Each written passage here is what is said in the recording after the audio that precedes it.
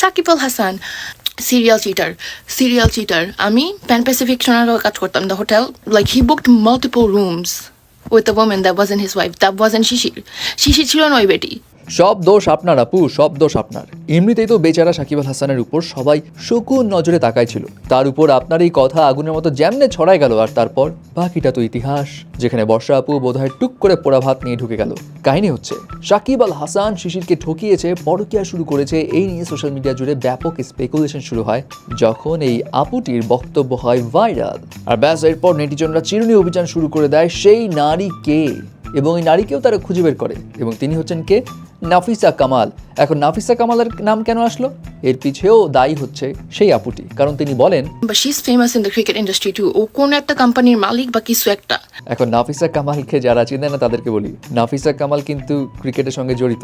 তিনি কুমিল্লা ভিক্টোরিয়া টিমের মালিক, একজন বিজনেসওম্যান প্লাস পলিটিশিয়ান লোটাস কামালের মেয়ে। যাই হোক, দুয়ে দুয়ে চার মিলিয়ে নেটিজনেরা নাফিসা কামালের সঙ্গে সাকিব আল হাসানের রাস্তাঘাটের হাসাহাসি মাখা ছবি, রেস্টুরেন্টের কোয়ালিটি টাইম স্পেন্ড করা ভিডিও একের পর এক ছড়িয়ে দিতে থাকে, যেগুলো হয় ভাইরাল।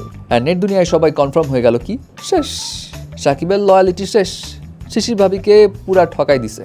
এবং এই স্পেকুলেশনসের মাত্রা আরও বেড়ে যায় যখন ইনস্টাগ্রাম ঘেটে নেট দুনিয়ার গোয়েন্দারা বের করে সাকিব এবং শিশির এরা তো একজন আরেকজনকে আনফলো করে রাখছে। অ্যাটলিস্ট এই গসিপ দেওয়া পর্যন্ত তো এখনো আনফলো করাই। তো তার মানে কি হলো ভাই? ডিভোর্স হয়ে গেছে, ডিভোর্স। আরে বাবা, এটা বলিউড না, এখানে ইনস্টাগ্রামে আনফলো করা মানে ব্রেকআপ কিংবা ডিভোর্স হয় না। এখন যারা এই কথা ভেবে মন শক্ত করে বসেছিল না না না কোনো সমস্যা হয়নি, তাদের মনও পরে ভেঙে গেল যখন সামনে আসলো নেট দুনিয়ার গোয়েন্দা বাহিনীর আরেক অনুসন্ধান, যেখানে দেখা যাচ্ছে শিশির ভাবির হাতে যেই ঘড়ি, নাফিসা কামালের হাতেও সেই একই ঘড়ি। সাকিব ভাই কি তাহলে শিশির ভাবির ঘড়ি নাফিসা কামালকে দিয়ে দিল? এত বড় ঘটনা। এসব নিয়ে যখন জল্পনা কল্পনা শেষ নাই, তখন মাঝখান দিয়ে পোড়া ভাত নিয়ে ঢুকে গেল বর্ষা ভাবি। তিনি আবার ফেসবুকে লিখেন, ভাত যখন রান্না করা হয় কেউ চায় না ভাত পুড়ে যাক, মনের অজান্তেই পুড়ে যখন গন্ধ বের হয় তখন বোঝা যায় ও ভাত পোড়া গন্ধ। পোড়া ভাত, শুকনা মরিচ, লবণ, পেঁয়াজ ও সরিষা তেল দিয়ে মাখায় খেয়ে দেখবেন কি স্বাদ। আর হ্যাঁ, সবাই কিন্তু পোড়া ভাত খায় না। ওরে বাপ রে বাপ, কি হিউমার মার্কা কথাবার্তা রে। এবং বর্ষার এই হিউমার মার্কা স্ট্যাটাস দেখে অনেকেই বলছে শিশির ভাবি এবং সাকিব আল হাসানের ঘটনাকে ইঙ্গিত দিল নাকি? সাকিব আল হাসানকে কি পোড়া ভাত বললো নাকি? যাই হোক, তিনি কিভাবে কি ইঙ্গিত করেছেন সেটা তো তিনিই ভালো বলতে পারবেন, এটা তো স্পেকুলেশন মাত্র।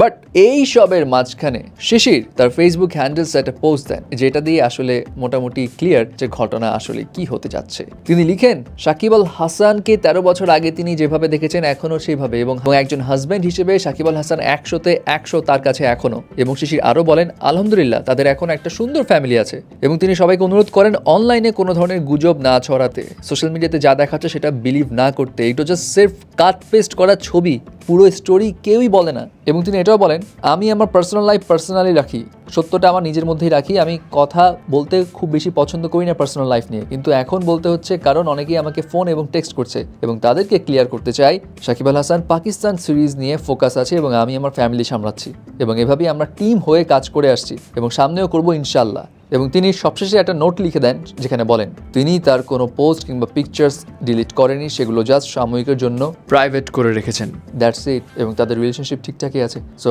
সব স্পেকুলেশনসে পানি ঢেলে গেল। শিশির ভাবি তো বলেই দিল তাদের মধ্যে সব ঠিকঠাক আছে, তাহলে আর কথা বাড়িয়ে লাভ কি? এইসব গুঞ্জন বাদ।